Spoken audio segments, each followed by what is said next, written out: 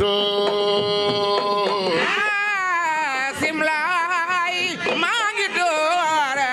ayo mbokk yi comme ni ngeen ko amee fan yii yëpp rek préparation du 1200 prises de Rock Mbalax muy seeti ñi nga xamante ne ay nitu làmb lañ ñi nga xamante ne def nañu ci làmb dara mu ne dama ciy boole Manga même moo nga xamante ne mooy roi bi nga xamante ne moom lañ reconnaître comme niñ koy waxee saa su ne mu ne day déplacé wu ñëw ba këram waxtaan ak moom ànd ci ak Lutte TV ñu nuyu ko moom ngeen jàkkaarlool ni bàyyi ko mu nuyu ñuy suivre Lutte TV fa ko ñu waxtaan ak moom ci Rock Mbalax waaye laalaala tuuti tamit ci làmb comme ni ñu koy defee rek moom dañuy soxla xam-xamam moo tax heure bu ñu ko gisee danañ ko laaj ci làmb père maa ngi lay nuyu di la ziar. maa ngi lay fay am mbégte lool ci visite bi nga ma defal tey ci suba teel bi Rock suñu doom la suñu jarbaat la suñu yëpp la kon nag yaakaar naa ne su amee bés ñun ñëpp dañ ci war a taxaw jëf témoignage yu rafet yoo xam ne def na ko ci làmb parce que ñu mel comme ñoom ñooy defar làmb ñooy yokk làmb kon nag tey bésam la ñu war ci wax suñu xalaat bu rafet di gërëm ñoo xam ne ñooy seet événement bi ñoo koy suivre aussi en même temps di ko accompagner ñu ngi leen di remercier rawatina nag waa làmb askanu làmb ñoo xam ne Rock Mbalax su jógee ba def lii di wone ay clé am yaakaar naa loolu ndamu làmb la ndamu sénégalais yi la ndamu CNG la kon ñëpp ñoo ci war a jàpp. merci beaucoup. am na solo 1200 prises de Rock Mbalax dégg nga ko andi na la lettre jox na la document feuille de route am. waaw noo gisee initiative bi. waaw initiative bi rafet na li la guma document bi mais loolu initiative bu baax la day tax nit ci gën a xam làmb. day tax xale yi léegi xam ne làmb du puusante rek du doole rek. waaw mun nga ñàkk doole di def ay techniques yoo xam ne comme par exemple ñëpp ay kéemaane la. ci ñoom. donc moo tax ma apprécier lu muy def nii.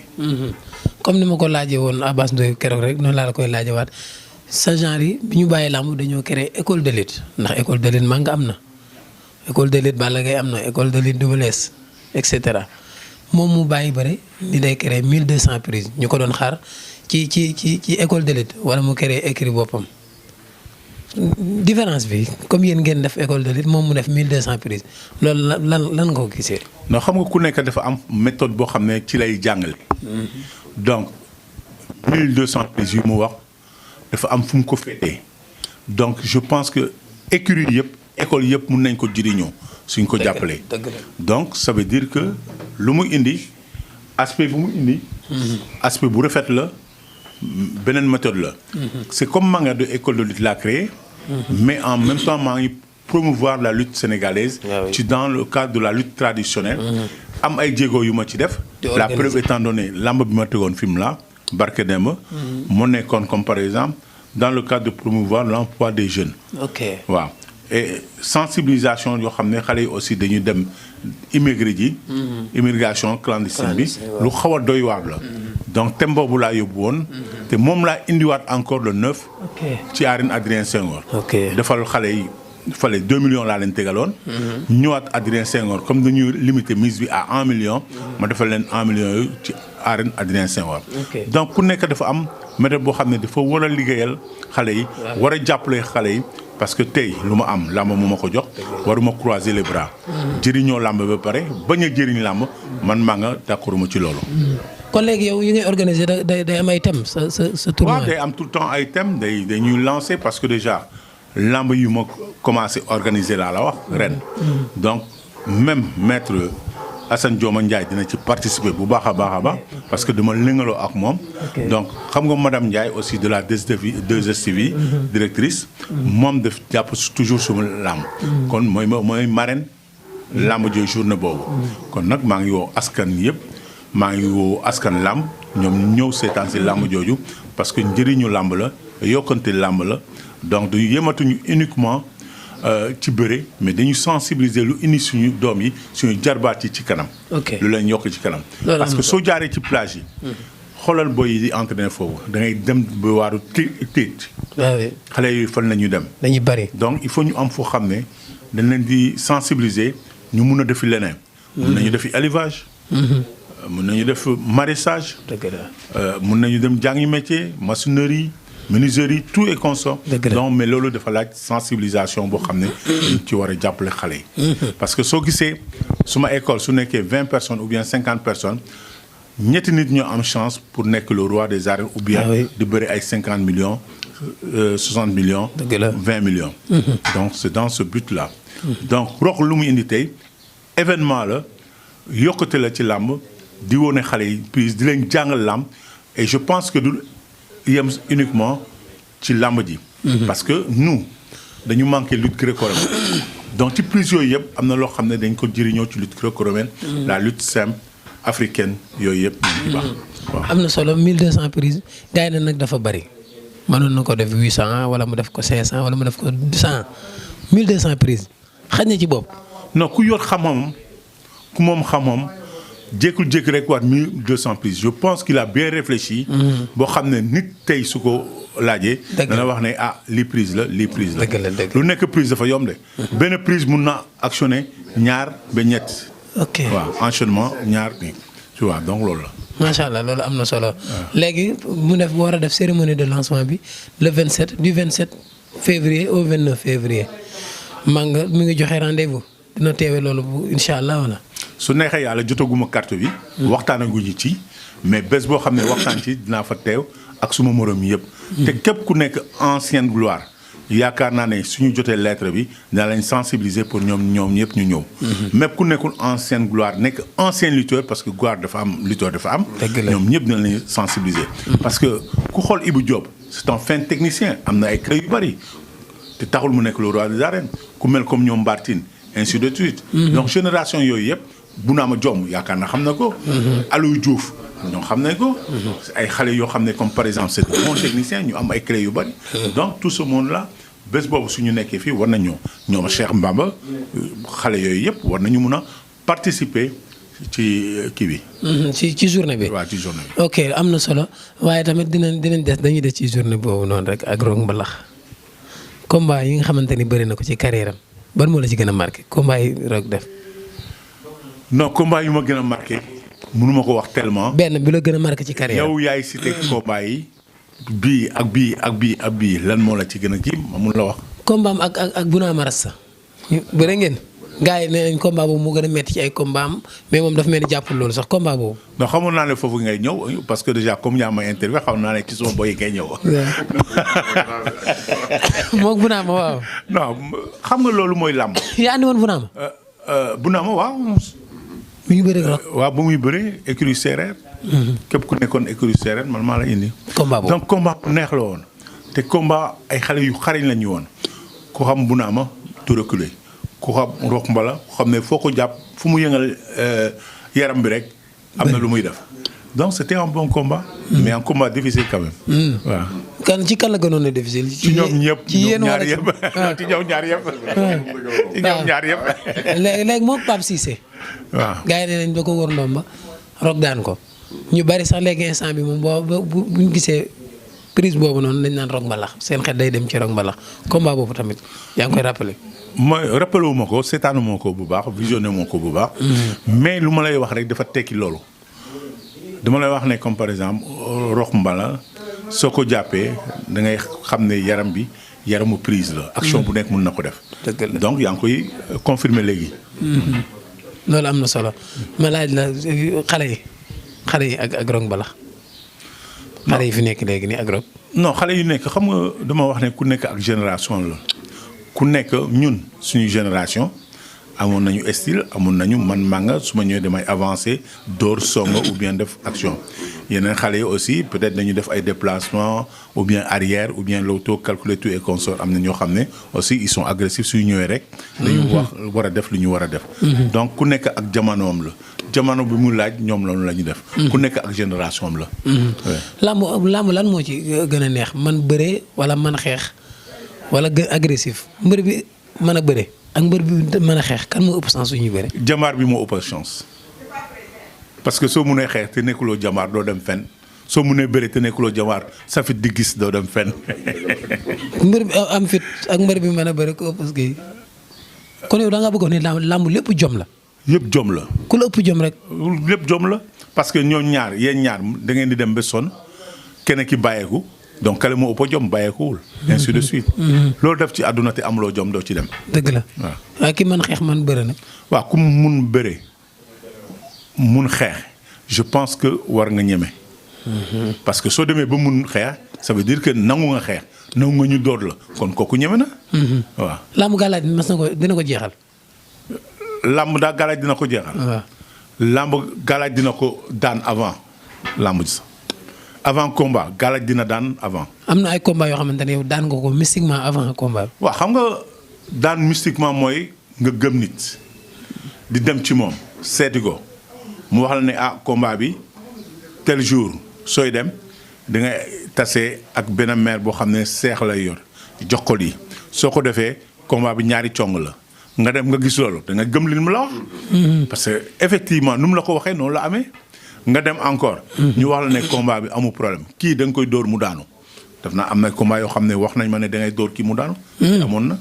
wax nañ la ay combat yu bari na da ngay. te ku ma ko waxoon nekkuloon sëriñ paala woon nii rek yoo xam ne bugg na laam buggoon na ma donc bu ñu toogee ba ay vendredi jeudi kii samedi yooyu ma war a dem ci moom tàggu ko daf ma wax ne combat bi jeex na. mag bu amoon gis-gis la daal. waaw. ok am na solo kon. mais taxuloon mu nekk sëriñ. waaw. taxuloon comme. liggéeyul woon daal di ciy sëriñ mu nekk jabarankat. waaw liggéeyul woon ci sëriñ kat mais giskat la woon loolu day am. waaw loolu mën naa nekk Rock looy yokk ci li père wax. waaw li ma ciy yokk mooy que initiative bi nga xamante ne moom laa jël ba mu tax ma ñëw tey seet si Manga 2 donc seet si Manga 2 c'est pas pour rien ma ñëw fii parce que déjà mbir nee nañu boo koy def da ngay jaar ci porte ba waaw booy def dara jaar sa parentère ba war nga bëgg a jaar feneen defe naa day metti day difficile waaw loo gis rek dafa am yoon tey li tax ma ñëw kër Manga 2 seet si ko tey amul benn mbër wala benn roi des arènes boo xamante ne mën na wax ne demagum naa ci yow defe naa programmation yi mi ngi ci yow fi ñu war a jaar yëpp mais sama stratégie bopp ak gëm bi nga xamante ne gëm naa ko administration ak gëm bi nga xamante ne gëm naa ko bëre moo tax ma ne balaa may dem ci benn mbër damay jaar ci le premier roi des arènes muy Manga 2 moo waral tey ma ñëw fii parce que tey honneur bi nga xamante ne tey def parce que li tax ma ne le premier roi des arènes ñu bëgg ko wala ñu bañ ko CNG la fi yàlla teg donc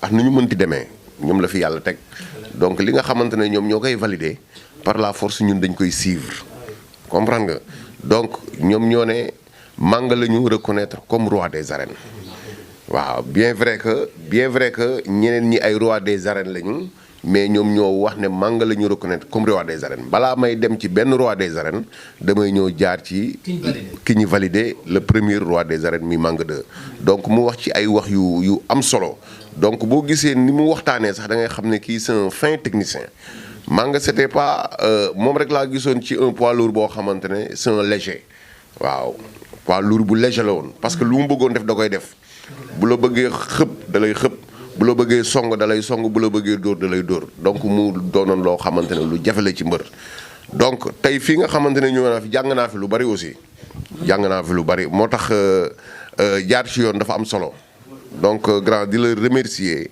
ci gàttandu bi nga xamante ne gàttu nga recevoir nga ñu donc nga gàttandu ñu gàttandu bu am solo donc moo waral aussi tey initiative bi nga xamante ne jël naa ko. les 1200 prises de Rock Mbalax. mu doon loo xamante ne comme li nga wax léegi du dama jóg rek def ko donc liggéey naa ci pendant des années et des années parce que dañ ne après la carrière c'est la reconversion donc sama reconversion nag dama xool depuis bi nga xamante ne maa ngi commencé di def lutte depuis nga xamante ne maa ngi commencé di def lutte ba tey jii comprendre nga ma xool fi ma jaaroon prise yu ma mës a def ak tey dëkk boo xamante ne dem naa fa stage donc gis fa yenn technique de lutte ak feneen donc aujourd'hui mën naa wax ne sama carrière yëpp def naa 100 pays tukki naa si 100 pays yoo xamante ne bi ci nekk bëre moo tax ma dem fa kon boog aujourd'hui bu fekkee ne dajale naa li ma war a dajale ba ñëw ne donc j'ai réalisé 1200 techniques de lutte donc bien vrai que am na ñu naan bari na wala yu demee noonu parce que xamuñu ko Sénégal booy seet li ñuy bëree yëpp fukki prise la ak juróom. waaw loolu ma après dinañ ci waxtaan ak yow. spécial waaw spécial fukki prise ak juróom kon kooku bu nee 1200 day xaw a doy waar. day xaw a kéemaane ci moom mais kéemaanewul ci màng moom mi ne benn prise rek am na jur na ay seexi seex. waaw benn prise rek parce que tey ma jël sa bras extérieur wala ma jël sa bras intérieur donc position bu ma ko si jël rek war naa ci génne ay technique yu dul jeex yoo xamante ne war naa ci mën a daan bër. jaajëf. comprendre nga. donc moo waral tey les 1200 techniques de lutte de rock mbalax. donc cérémonie de lancement bi nag le 27 la au 29. di ci woo bépp mbër bépp amateur bépp manager képp koo xamante ne bépp promoteur yaa ngi bëggoo làmb di dundee làmb wala di dundoo làmb wala di dundal làmb woo naa la ci programme boobu. moo waral tey sunu teewaay fii ci kër Manga 2 le roi des arènes. allée centenaire rue 25. waaw ñu koy wax léegi 5-5 allée 5-5 rythme. allée 5-5 mi ngi noonu foofu la. dinañ ci gën a yaatal incha allah. je pense que aussi. programme bi waaw. programme bi moom moo koy waxal boppam déjà. waaw man nag ñëpp teew si foofu. waaw Manga 2 production xam nga yow boo wootee moom gars yi dañ ciy sawar. waaw à partenariat avec la Ligue sénégalaise. de droits de l'homme. donc maître Assane Dioma Ndiaye. thème de la cadre de promouvoir l'emploi des jeunes et de lutte contre l'immigration clandestine. De lutte contre l'immigration clandestine. Organise un grand gala de lutte traditionnelle sans frappe à l'arène Adrien Senghor de Grand Yoff, dimanche 9 février 2020 à partir de 15h. Sous le haut patronage de Mariam Ndiaye, directeur de la 2STV. defe naa mooy jabaru mooy jabaru El Hadj Ndiaye. waaw ñi ngi miser nag si tournoi boobu xam nga Manga moom miser moom day bari lu mu def xeeb ko mu teg 1 million parce que mooy règlement bi parce que dañ ne waroo ko dépasser defe naa. ci Adrien Senghor mu miser 1 million de francs CFA. donc mbër yëpp dégg nañ ko ku bëgg 1 million. donc bu lay boo nga daw gaaw. waaw dina bëri nag ay mbër ku bëgg a gis technique nag. donc war nga mën a ñëw seetaan làmb jooju. animation bi nag Ndeye Fatou Adama Jale Ngom. donc mu mën a animer trop. batteur bi di Maodo Faye. donc ñooñu boo leen déggee rek xam ne ñu mën animer lañu. entrée bi donc entrée bi di 1500 francs donc leuse 2500. donc muy programme ba pare Manga dafa yombal billet yi te incha allah Rock Mbalax avec ses 1200 prises incha allah tam dina fa teew. mu fay sargalaale Xadim Samb. waaw mu fay sargalaale Xadim Samb aussi. jërëjëf. waaw muy programme bu riche Manga programme bi riche na trop. jërëjëf le 9 février la incha allah.